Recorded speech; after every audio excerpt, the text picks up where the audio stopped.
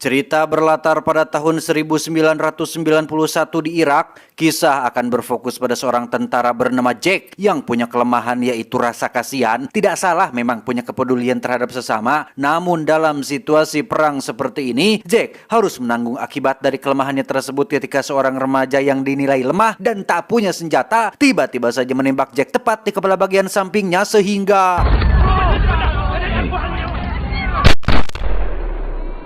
sempat dinyatakan mati selama beberapa jam. Jack mungkin adalah satu dari miliaran manusia yang beruntung masih ditangtayungan, masih diberi kesempatan untuk bertahan hidup dari luka parah yang mengenai kepalanya, yang jika saja peluru tersebut meleset agak sebelah kiri sedikit saja, mungkin bagian otaknya yang paling vital akan terkena dampak langsung dan mustahil bagi Jack untuk bisa hidup kembali seperti sekarang. Code blue, we need a doctor.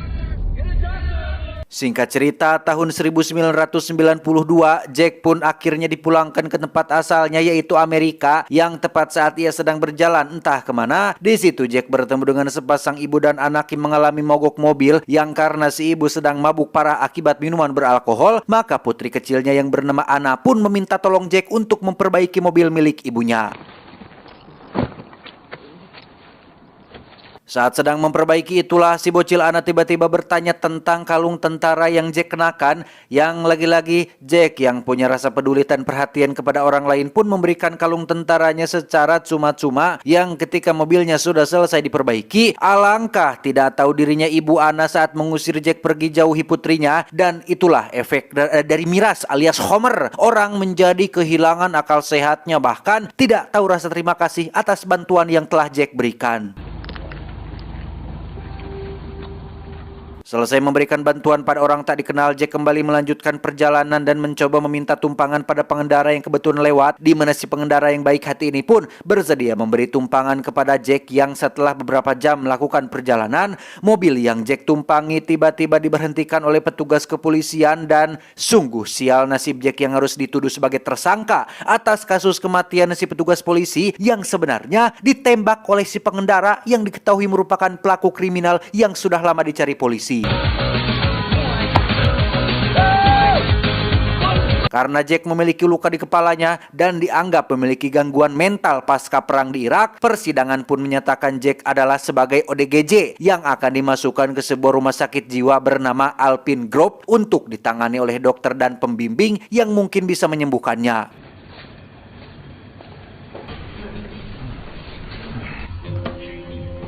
2 hari tinggal di rumah sakit jiwa tanpa aktivitas, Jack terus-terusan diberi obat penenang dengan dosis keras, meski sebenarnya ia masih waras. Sampai suatu malam, 2 orang perawat kasar tiba-tiba membawanya menuju ke sebuah ruangan rahasia, yang ternyata Jack akan dijadikan sebagai subjek percobaan yang dilakukan oleh seorang dokter bernama Dr. Becker, yang sedang melakukan eksperimen berupa metode pengobatan atau penyembuhan ODGJ yang efektif, yang selain akan dimasukkan ke dalam laci gelap, Jack juga dipakaikan semacam jaket khusus yang diperuntukkan untuk mencegah si subjek melakukan perlawanan.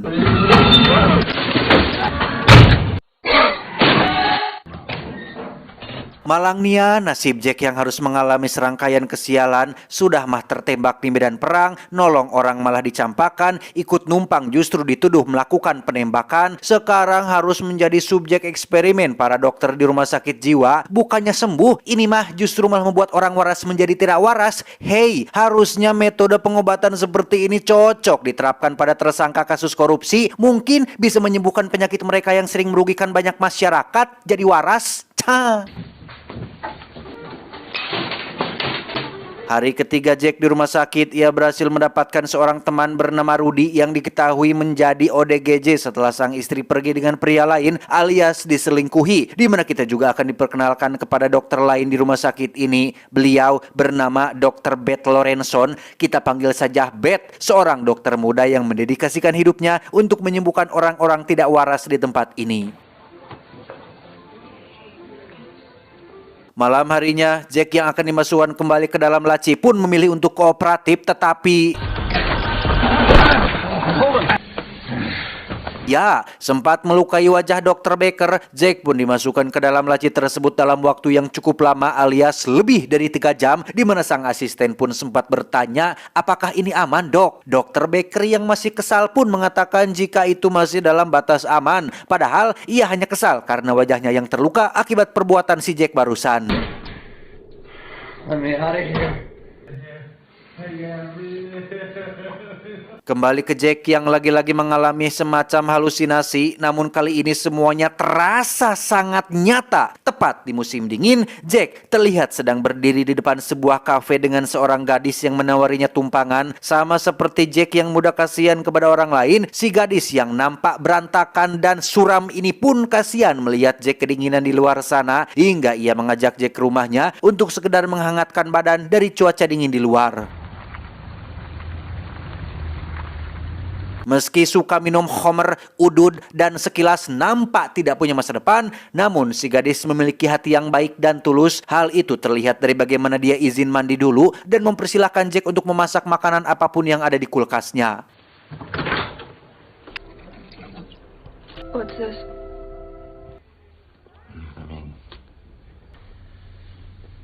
Ketika si gadis mabuk dan tertidur itulah, Jack yang sedang melihat-lihat pun tak sengaja menemukan kalung tentara yang setelah dilihat, ternyata itu adalah kalung miliknya yang sempat ia berikan kepada si gadis kecil bernama Anna. Yang alangkah terkejutnya Jack saat ia membangunkan si gadis dan bertanya tentang tahun berapa ini dek. Si gadis mengatakan bahwa sekarang adalah tahun 2007 dan gadis yang ada di depannya saat ini adalah Anna, si gadis kecil yang sudah dewasa. Sehingga dengan kata lain, Jack telah melakukan perjalanan waktu dari tahun 92 ke tahun 2007 dan tak cukup sampai situ saja, Jack akan benar-benar dibuat ngahuleng tarik alias shock berat saat mendengar kabar jika dirinya sudah mati tepat pada malam tahun baru tahun 1993 alias 4 hari lagi dari dirinya yang asli dirawat di rumah sakit tersebut. Entah apa penyebabnya, Jack yang shock berat pun seketika kehilangan akal sehatnya dan keesokan paginya Jack pun dikeluarkan dari dalam laci dan langsung diberikan perawatan khusus oleh Beth yang menegur Dr. Baker perihal metode pengobatannya yang dianggap berbahaya dan ditakutkan malah memperparah kondisi pasien, di mana kita akan dibawa ke kehidupan pribadi Beth yang ternyata di luar dari pekerjaannya sebagai dokter di rumah sakit jiwa, ia ternyata punya seorang pasien anak kecil yang mengalami kondisi lambat atau sulit berkomunikasi, entah apa sebutannya di dunia medis. Anak kecil yang diberi nama Babak ini pun adalah anak dari teman Beth sendiri, sehingga ia dengan sukarela rutin mengunjungi Babak di rumahnya hanya untuk sekedar memeriksa perkembangan kondisinya. Kembali ke Jack yang terlihat sedang mengobrol bersama Rudy, ia menceritakan apa yang dialaminya ketika dimasukkan ke dalam laci. Jack masih tidak habis pikir dengan apa yang dialaminya, apakah itu nyata atau hanya sekedar halusinasi atau mungkin sejenis perjalanan spiritual akibat dirinya yang pernah mati suri. Entahlah, bagi Jack pertemuannya dengan anak dewasa benar-benar terasa sangat nyata, yang jika memang benar ia akan mati tepat di malam tahun baru di rumah sakit jiwa ini, itu artinya ia akan mati kurang lebih 4 hari lagi dari sekarang. Sehingga untuk mencegah hal itu terjadi atau setidaknya mengetahui apa penyebab kematiannya, Jack mau tidak mau harus masuk kembali ke dalam laci tersebut demi untuk bisa melakukan perjalanan waktu kedua tahun 2007. Dan sungguh memang ya, terkadang ketika kita menghindari sesuatu, malah itu datang dengan mudah kepada kita. Tapi ketika kita yang menginginkannya, justru sesuatu itu malah sulit didapatkan. Persis seperti Jack yang saat ini ingin masuk ke dalam laci tersebut, Dr. Baker justru menganggap kondisi Jack sudah lebih baik dan dianggap sudah tidak perlu lagi mendapatkan pengobatan jaket dan laci. Sehingga Jack tidak memiliki pilihan lain selain membuat kekacauan untuk bisa kembali mendapatkan pengobatan.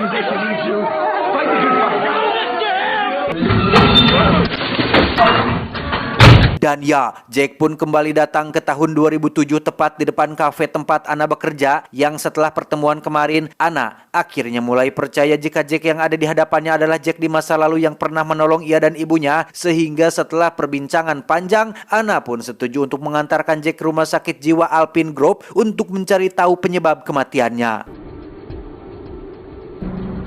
Thanks for doing this.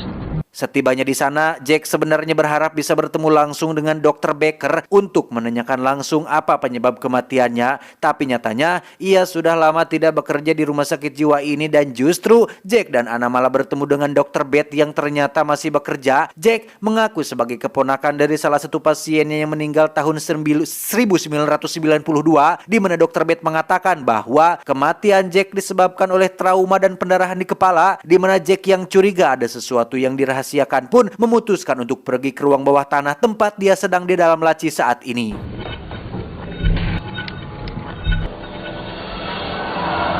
Saat akan pergi itulah Jack melihat kuburan dirinya sendiri tepat di samping kuburan Rudy, di mana momen ini harusnya menjadi pengingat untuk dia dan kita semua bahwa semua yang bernyawa pasti akan merasakan mati. Kematian adalah hal yang mutlak bagi semua makhluk hidup termasuk manusia.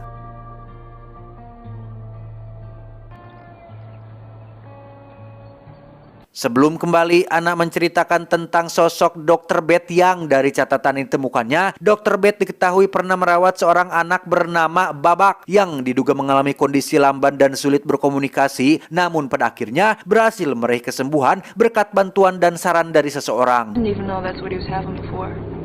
That's what you have to tell her about.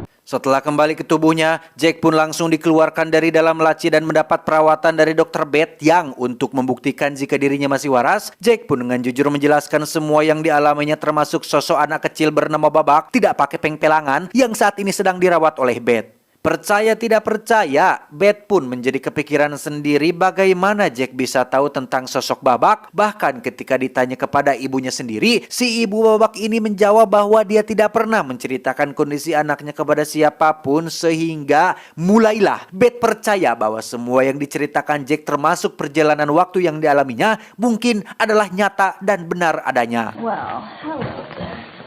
How you doing today? Keesokan malamnya Jack kembali dimasukkan ke dalam laci dan lagi-lagi kembali ke tahun 2007 di mana Anna sudah berhasil mendapatkan alamat Dr. Baker termasuk bagaimana cara Dr. Beth menyembuhkan penyakit si anak kecil bernama Babak yang ternyata Babak bukan mengalami kondisi lamban atau sulit berkomunikasi melainkan mengidap penyakit ayan tingkat permanen yang hanya bisa disembuhkan dengan cara terapi kejut listrik. Babak? Lawrenson used a mild form of electroshock therapy. Tibalah mereka berdua di tempat Dr. Baker. Tanpa memperkenalkan dirinya terlebih dahulu, Jack langsung menanyakan tentang penyebab kematian dirinya pada tahun 1992, di mana Dr. Baker yang sudah tua ini pun akhirnya mengenali wajah Jack dan benar-benar dibuat bingung kenapa ia bisa hidup lagi dengan kondisi fisik yang masih terlihat sama. Yang karena Jack terus mendesak perihal penyebab kematiannya, Dr. Baker pun dengan jujur mengatakan jika kematian Jack disebabkan oleh perawatan jaket dan laci, perawatan itu sendirilah yang telah membunuhnya. Sulit untuk Jack mempercayai fakta itu, ia masih saja tetap kekeh jika kematiannya disebabkan oleh faktor lain. Jack. Setelah Jack kembali ke tubuhnya, seperti biasa ia dikeluarkan dari dalam laci dan mendapat perawatan dari Dr. Beth. Jack meminta pulpen dan secari kertas untuk menuliskan sesuatu dan meminta Dr. Beth untuk sebentar saja membawa Jack keluar dari rumah sakit untuk mengunjungi seseorang dan memberikan surat ini yang untuk membuat Dr. Beth menurut dan mempercayai semua kata-katanya. Jack pun menjelaskan tentang bagaimana caranya menyembuhkan si Babak, yaitu dengan terapi kejut listrik seperti yang sudah dijelaskan oleh Anna di masa depan.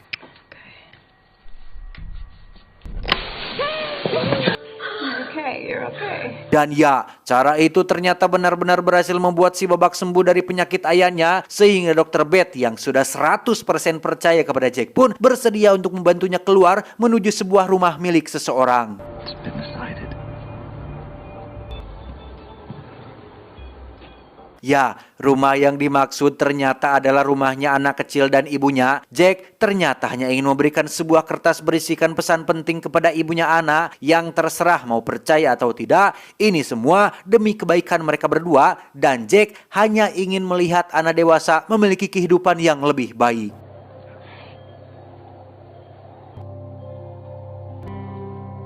Tak lama setelah Jack dan Beth pergi, si ibu yang sudah lama mengalami stres dan kecanduan rokok pun mulai membuka surat yang diberikan oleh Jack. Isinya adalah sebuah pesan penting berupa penyebab kematian si ibu yang katanya akan mati gara-gara kebiasaan merokok sampai ketiduran hingga terjadi insiden kebakaran yang menyebabkan mati terbakar di atas ranjang. Tak hanya itu saja, Jack juga menjelaskan bahwa apabila si ibu mati, maka Anna akan mengalami depresi seperti dirinya, hobi minum, merokok, bekerja sebagai pelayan kafe, kehidupan pribadi yang suram dan berantakan, sehingga si ibu yang seperti dengar cadas pun langsung bertekad untuk berhenti merokok saat itu juga dan mulai fokus pada masa depan anak putri kecil tercintanya.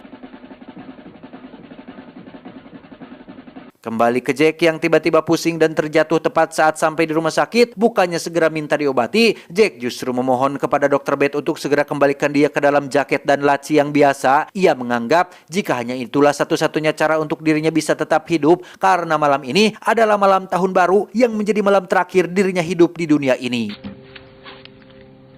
While you're alive, it's never too late. Pada akhirnya, Jack pun kembali ke masa depan yang kini sudah berubah. Hal itu terlihat dari bagaimana Anna terlihat fresh, tidak madesu, nampak ceria, punya semangat hidup. Yang semua ini tidak lain dan tidak bukan adalah berkat bantuan dari Jack sendiri yang telah merubah hidup Anna dan ibunya menjadi lebih baik. When you die, there's only one thing you want to. Persis seperti pertemuan pertama mereka, Anna pun menawari Jack tumpangan sehingga meski tubuh asli Jack yang di tahun 92 sudah mati, ia nyatanya masih hidup di masa depan dengan tubuh dan kehidupan yang baru. Tamat, ending yang sangat memparadokskan. Film dengan konsep yang sangat menarik, ada sisi spiritualnya, ada sisi sainsnya, ada sisi paradoksnya, dan silahkan kalian diskusi di kolom komentar tentang apakah Jack benar-benar melakukan perjalanan waktu atau hanya mengalami perjalanan atau pengalaman spiritual saja. Silahkan penuhi kolom komentar di bawah. Saya justru lebih fokus kepada nasib si Jack yang sangat malang, jadi tentara terluka, jadi warga sipil dipidana, jadi pasien dijadikan subjek eksperimen. Apa sebenarnya kesalahan yang telah Jack perbuat hingga dia harus mengalami serangkaian nasib sial seperti itu? Pesan yang bisa kita ambil dari film ini adalah kepada orang bodoh sekalipun Tuhan memberikan keuntungan, kepada orang gila sekalipun Tuhan memberikan rezeki kehidupan. Jadi ingatlah, keberuntungan dan kesialan itu ibarat dua sisi mata uang, tergantung sudut pandang kita. Saya John, mewakili orang-orang yang bersyukur mengucapkan terima kasih dan sampai jumpa di video selanjutnya. Adios, saus tiram megalodon. Ciao.